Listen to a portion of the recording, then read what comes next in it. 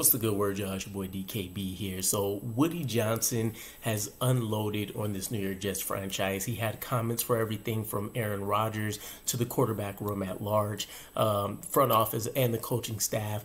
Basically, three of my main takeaways were we are going to be relying heavily on Aaron Rodgers once again to be more than just a quarterback for this franchise, but you also have the takeaways that without this being word for word, he is issuing a playoff mandate to this front office and coaching staff. And this quarterback room is definitely going to be seeing changes, right? Outside of Aaron Rodgers, expect nobody else to really return to help potentially alleviate any concerns and issues that we dealt with last year. So let's dive into some of the comments from Woody Johnson. He was at the NFL Honors, award show tonight, and here's what he had to say. The discussions I've had in the last couple months, they've seen me about as mad as I can be with what was going on with the offense particularly. We have all this talent, and we have to deploy talent properly. So I think they all got the message. This is it. This is the time to go. We've got to produce this year. And so when I take a look at this, obviously everybody's pissed off, right? And loads of us have mentioned this, right? For whatever reason, we seem just void of trying to figure out how to move on with life after Aaron Rodgers, after he went down. Stuck to our guns, play Zach Wilson, then flip-flopped. We got Tim Boyle out there. We got Trevor Siemian. We're yanking him. We're putting Zach Wilson back in. He's not really wanting to play. We're yanking him. We're going back to Trevor Siemian, right?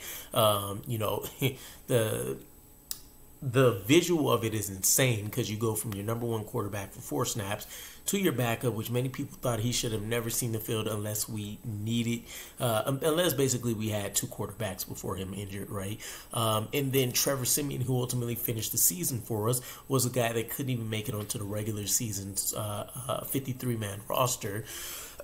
Or at least the 46 game day roster until the latter part of the season, right? Even though we signed him, I want to say somewhere around the midway point.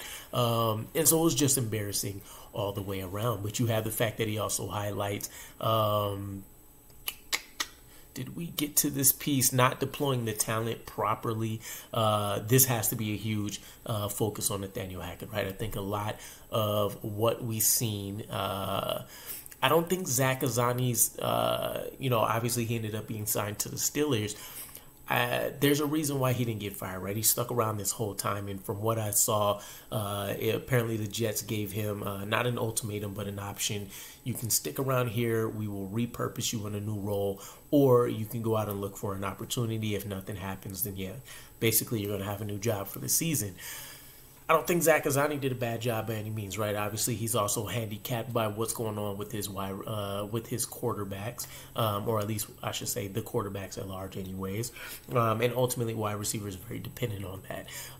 So I don't think there's anything to take away from that. Zach Azzani was still a guy I was very high on when we signed him from Denver, but I can't necessarily say Sean Jefferson is a step backwards or anything like that for us, right? At the very least, his previous assistant head coach experience is a huge boost for us, and I think it speaks to the fact that, the rumors out there circulating were demoting Nathaniel Hackett, at least in terms of probably play calling duty. I don't know what else that may be tied into, but it will help that we can rely on a Sean Jefferson. It'll help that, as mentioned in the article, we're not game planning with all of our guys. We can start getting that feedback in and really get things working right. Some of the other comments he had to say, we have to do a lot better than 7 wins. Definitely, again, not a word-for-word playoff mandate here, but we all know what it is. This is, at this point, literally playoffs or bust. Jobs are on the line. Robert Saleh is 100% in the hot seat. So is Joe Douglas, right? For as much as I like both of these guys, whether it's from a personality standpoint or aspects of their job and them performing well, you can't rely on one elite draft, which would be the Sauce Gardner 2022 class, obviously. And for Robert Saleh, you can't rely on building an elite defense in back-to-back seasons. Ultimately, it's only produced you 14 wins in 2 years. And yes, you've had a terrible quarterback rotation that you've had to deal with, but that's part of building up your roster and the management, assembling a coaching staff offensively that can really help accentuate the players that you're bringing in, right? Some guys ultimately won't work out, But we've seen you burn Sam Darnold. We're now watching you burn Zach Wilson, and obviously the backup quarterbacks that you've assembled. Nobody's excited about those options, right? It's probably the general case when it comes to backups, but nobody felt comfortable with what was going to happen there, right? You take a look at some of his other comments when it came to the quarterback room, right? Pretty short, succinct, but I think it speaks volumes to what we plan to have happen in terms of overhauling that room. He said you need a backup quarterback. We didn't have one last year. So it's interesting to me the timing of a lot of these comments, right? Obviously, you aren't going to stab your quarterback in the back in the middle of a season. But to hear these directive comments, right? He didn't feel like there was a quarterback worthy of being next to Aaron Rodgers in that entire room. I think that speaks volumes. But also, if that's the case, and I know you don't want to necessarily step on your guys' foot in terms of Robert Saleh and Joe Douglas, but if you truly feel that these guys aren't going to cut it whatsoever, you as the owner should have put that, draw the line in the sand and let them know this ain't going to cut it. You need to find a legit backup quarterback for us to work with. Also, why are you allowing why are you allowing your top pick in Zach Wilson to be your primary backup quarterback if you feel this strongly? Now, maybe this wasn't the case at the start of the season versus what he's seen things devolve into. But he also needs to take a huge amount of blame for this. This one just seems like he's pointing fingers at this point. I don't blame him. The quarterback one was 100% crap. But there are so many options, so many avenues. You should have gave a mandate to Joe Douglas then that he needs to go out there and acquire a quarterback. But when you had options for a Carson Wentz, when you had options to go out and grab yourself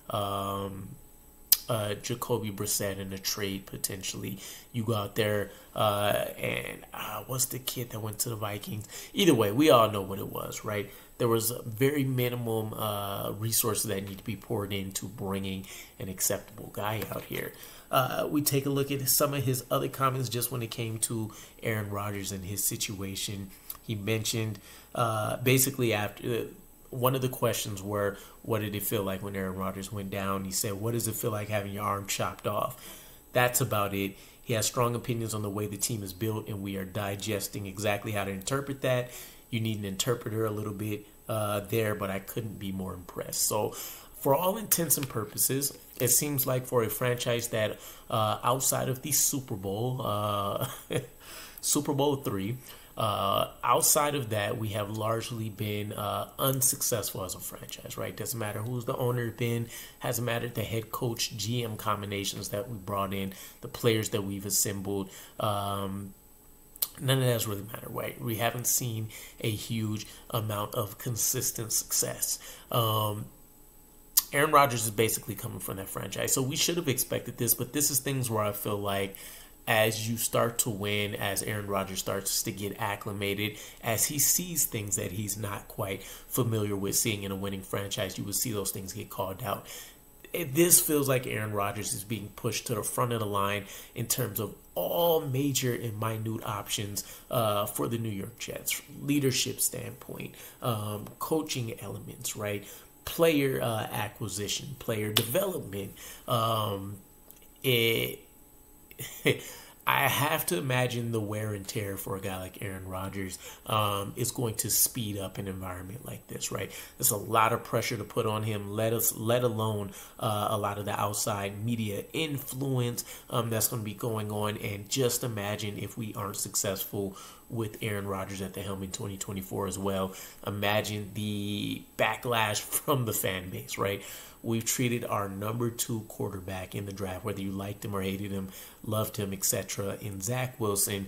We did all kind of foul stuff from, throwing water bottles and such at him to, being extremely disrespectful to his mother, all manner of things. So I can only imagine to a veteran that's outside, somebody we aren't, emotionally tied to and all that kind of stuff, what that will devolve into. But it was at least nice to kind of hear some other sentiments from somebody not named Joe Douglas, Robert Saleh, about the state of the Jets. And to be honest, a lot of this stuff is pretty on brand, I think, from Woody Johnson and generally what a fan would say. Not surprising considering apparently he's consuming a lot of Twitter or X now, whatever. But ultimately, let me know what you guys think here. And I'll catch you guys again. Peace.